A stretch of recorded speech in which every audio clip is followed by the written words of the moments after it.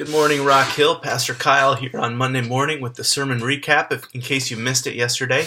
Yesterday we looked at the gospel going to the city of Corinth in Acts chapter 18, the first 18 verses, and the main points were this. In the face of an incredibly big, intimidating, wealthy, immoral city, the Apostle Paul did ministry a certain way. And we can learn a lot from the way that he did ministry.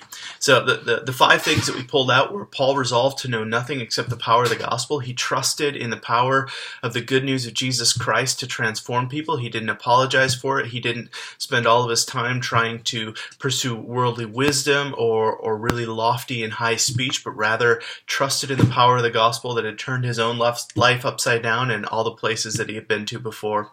Second, we see that Paul pays his own way in order to not lay stumbling blocks in the city of Corinth, and so he does whatever it takes in order to advance the gospel. And so for a season of that ministry, it meant that he made tents and then did ministry on the weekends. For another season of his ministry in Corinth, it means he received aid and money from the missionaries that were, or from the churches that were in Macedonia that sent him there.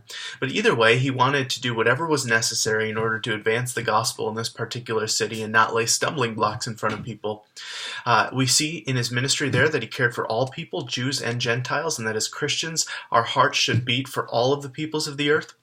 We see that in the midst of opposition beginning, Jesus appears to him and says, "Paul, I want you to remain here. I got your back, for there are many in this city who are my people." And so Paul stays 18 months, longer than he had stayed any other place before, and he faithfully endures whatever may come because Jesus had told him that there were many people in that city that were his.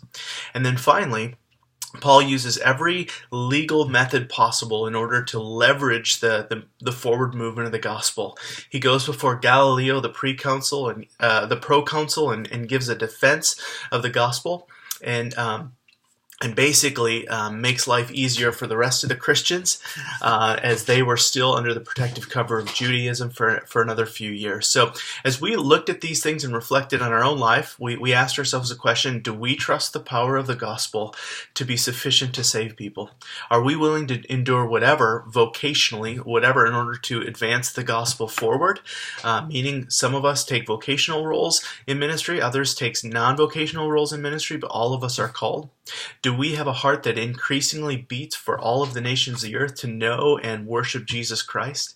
Are we willing in this challenging, difficult city to faithfully endure whatever? Because God has some that are his people here. They just need to hear the gospel. And finally, that as Christians, we have to willingly suffer for the sake of the gospel. The Apostle Paul did. But we also need to be shrewd and wise in our engagement in our particular culture and use the advantages that have been given to us. So as Christians, we want to be faithful in reaching this city and ministering the gospel here. And we learn a lot from the Apostle Paul as he did so in the city of Corinth.